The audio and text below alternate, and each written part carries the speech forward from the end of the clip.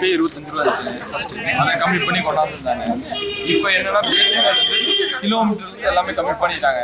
Surge போனஸ்ல எங்களுக்கு ஒரு bonus கொடுத்தாங்க. அதுலேயும் பர்சன்டேஜ்ல இப்போ மாத்திட்டாங்க. இப்போ எல்லாத்துக்கும் கிட்டத்தட்ட ஒரு 7 ரூபா பக்கம் ஒரு ஆர்டருக்கு எங்களுக்கு கம்மியாகுது. அது கேட்டதுக்கு இது வரைக்கும் எங்களுக்கு ரெஸ்பான்ஸ் நாங்கள் பல முறை கேட்டோம். இது வரைக்கும் ரெஸ்பான்ஸே வந்ததில்லை. இப்போ ரொம்பவும் கம்மி பண்ணிட்டாங்க. கிலோமீட்டர் ஆர்டர் எல்லா பேசியும் கை வச்சுட்டாங்க. இப்போ வரைக்கும் எங்களுக்கு எந்த சொல்யூஷனும் வரல. அதுக்கு மட்டும் பண்ணி தந்தாங்கன்னா எங்களுக்கு புரியும். இப்போ அதுக்காக இப்போ என்ன பண்ணிட்டு இருக்கீங்க? இப்போ அதுக்காக அவங்ககிட்ட கேட்கறதுக்கு சொல்லியிருக்கோம்.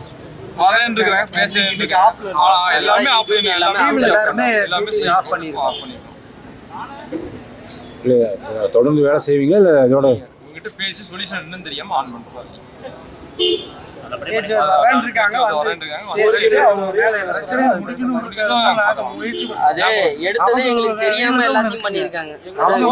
ஒத்துழைச்சாங்கன்னா இந்த பிரச்சனையை முடிச்சுக்குவோம். பர்சன்டேஜ் பிரச்சனையை நிறுத்தணும். கிலோமீட்டருக்கு வந்து கரெக்டாக காசு கொடுக்கணும். இந்த பிரச்சனைகளை அவங்க கரெக்ட் பண்ணாங்கன்னா நாங்கள் உண்மையிலேயே நாங்கள் நல்லபடியாக வேலை செய்வோம். நாங்கள் ரெடி. இல்லைன்னா என்ன பண்ணுவீங்க? இல்லைன்னா என்ன பண்ண முடியுங்க? வேற வழி.